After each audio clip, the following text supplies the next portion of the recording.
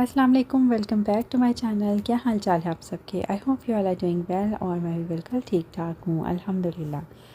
जी, तो यहाँ पे आप लोग देखें मौसम जो है कैसा खूब स्नोई वेदर है और बीच में ये क्या थोड़ा क्लियर भी हो गया था, आपने जैसे मेरे पिछले ब्लॉग में देखा होगा। तो अब ये है कि वीकेंड से फिर से स्टार्ट हो गई है स्नो। तो यहाँ पे तो अब खैर ऐसे ही रहेगा 3-4 महीने, तो आराम से कह लें कि खूब ये वाइट होने वाले हैं, खूब सफ़ेद महीने कह लें गुजरते हैं। खूब बहुत ज़्यादा ठंड होती है, बल्कि ये तो स्नो कुछ भी नहीं है। अभी आगे आगे हम आप लोग अपने व्लॉग्स में दिखाऊंगी कि कितनी ज़्यादा हो जाती है यहाँ पे स्नो।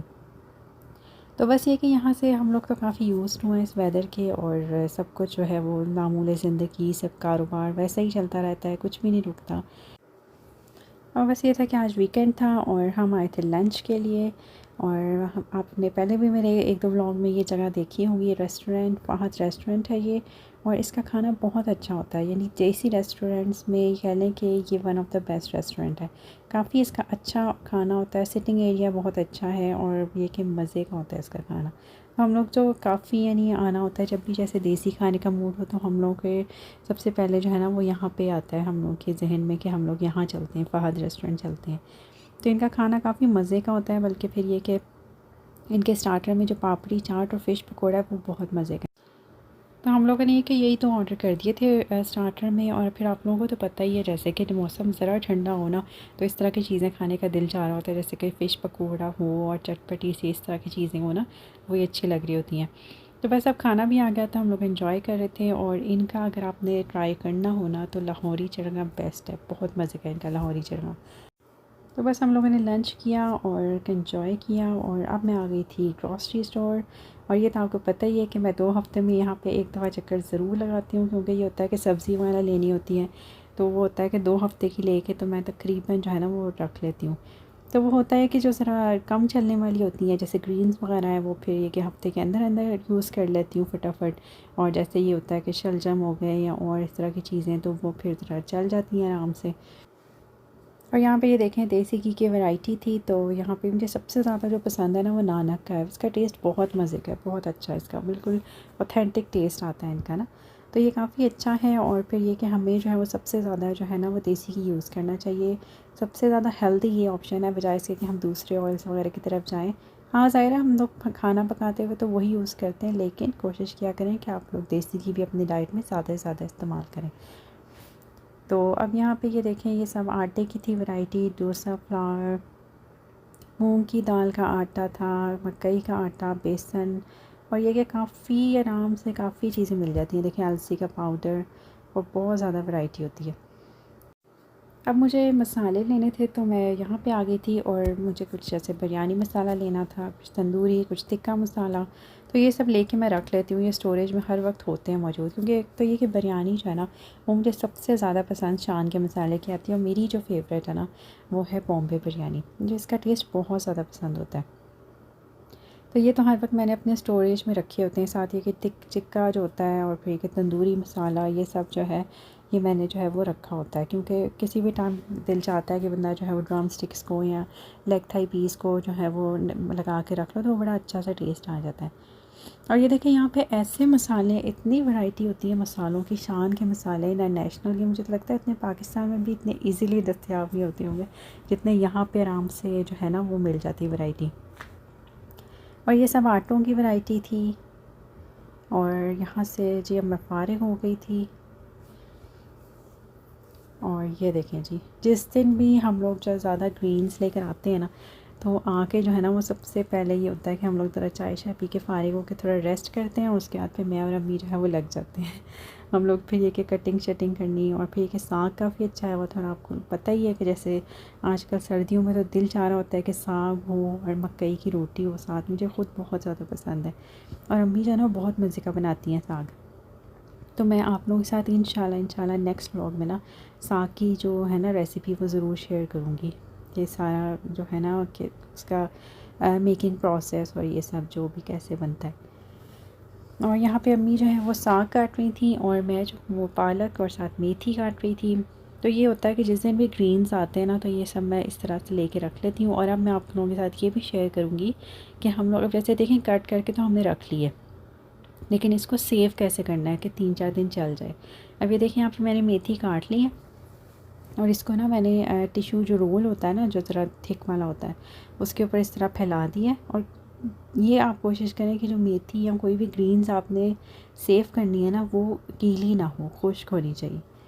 तो आपने इस तरह कट करके इसको टिश्यू रोल में कर लेना है, और किसी भी बैग में, प्लास्टिक का जो बैग होता है उसमें डाल के तो इस तरह से उसको सील कर देना है। आप बेशक गिरा लगा लें या ये क्लिप लगा लें, तो इससे ये कि बिल्कुल ये सील हो जाता है। तो इस मेथड से ये कि हफ़्ता डेढ़ आराम से जो है ना वो ग्रीन्स जितनी भी हमने कट करके रखी होती है, या फिर वैसे ही जैसे धनिया पुदीना होता है वो बिल्कुल फ़्रेश रहता है। अब यहाँ पे संडे का दिन था और मैं पुलाव बना रही हूँ, और यहाँ पे मैंने जो है वो पुलाव का मसाला रेडी कर लिया है। और पुलाव बनाते हुए जो है ना आप लोग लाजमी जैसे मसाले में जब प्याज को सौते कर रहे होते हैं तो उसमें ही आप लोग जो है ना सूखा धनिया डाल दिया करें, तो उसका बहुत अच्छा सा टेस्ट आता है। बिल्कुल ऐसा लगता है जैसे कि ना हम लोग यखनी वाला पुलाव खा रहे हैं। तो कभी दूँगी आपको इसकी भी मतलब डिटेल रेसिपी। साथ ये है कि मैं मसाला पीस के रख लेती हूँ पुलाव के लिए स्पेशली। इसमें जायफल, जावित्री, बड़ी इलायची होती है, छोटी इलायची और दालचीनी और काली मिर्च, ये चीज़ें जो है ये डाल के मैं जो हूँ एक उसका मसाला रेडी कर लेती हूँ। और इसका ये होता है कि मैं इतना बना लेती हूँ मसाला कि ताकि 2-3 दफ़ा आराम से चल जाता है। और फिर जब ये कि चिकन का जो है वो मसाला रेडी होने लगता है, जब हम थोड़ा भूनने की तरफ चला जाता है, तो फिर मैं इसमें 2 या 3 चम्मच वो फिर आप अपने टेस्ट के हिसाब से उसमें ऐड कर सकते हैं। तो वो जो है ना मैं उसमें डाल देती हूँ, और इसकी खुशबू बहुत अच्छी आती है पुलाव में ना, इसकी इलायची की और जायफल जावित्री की बहुत अच्छी खुशबू आ जाती है। तो ये भी आप लोग अगर आपने अभी तक ये मसाला या इससे ट्राई नहीं किया तो आप लोग भी ट्राई करके देखिएगा, और इसका टेस्ट बहुत ज़बरदस्त होता है।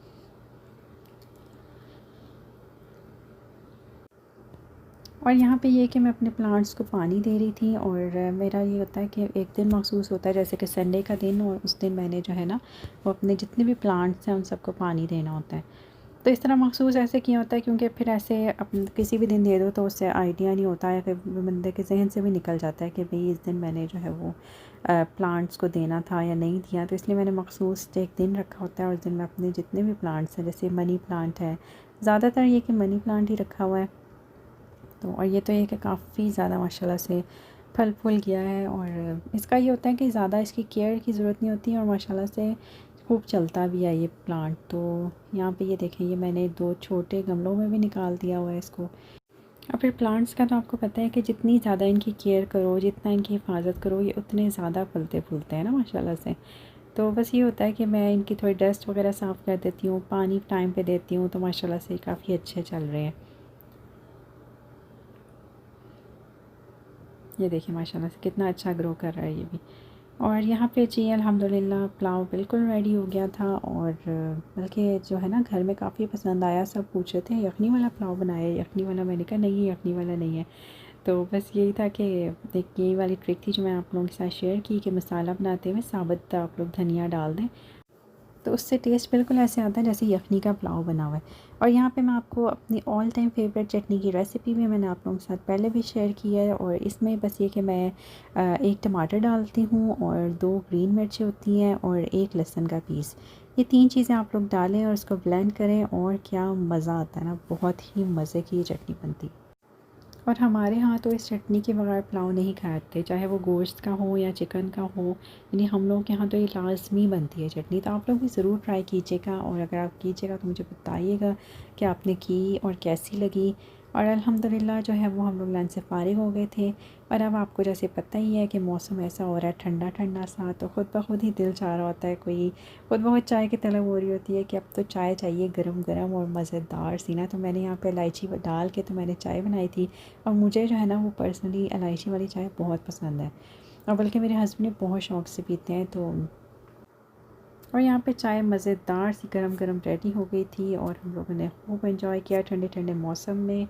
और बस यही तक था मेरा आज का व्लॉग। अगर आपने अभी तक सब्सक्राइब नहीं किया तो जल्दी से सब्सक्राइब कर दीजिए, बेल का आइकन प्रेस कर दें, फॉलो कर लीजिए मुझे इंस्टाग्राम पे। अपना बहुत सारा ख्याल रखिएगा, मुझे दुआ में याद रखिएगा। Thanks a lot for watching, take care, stay blessed, Allah हाफिज़।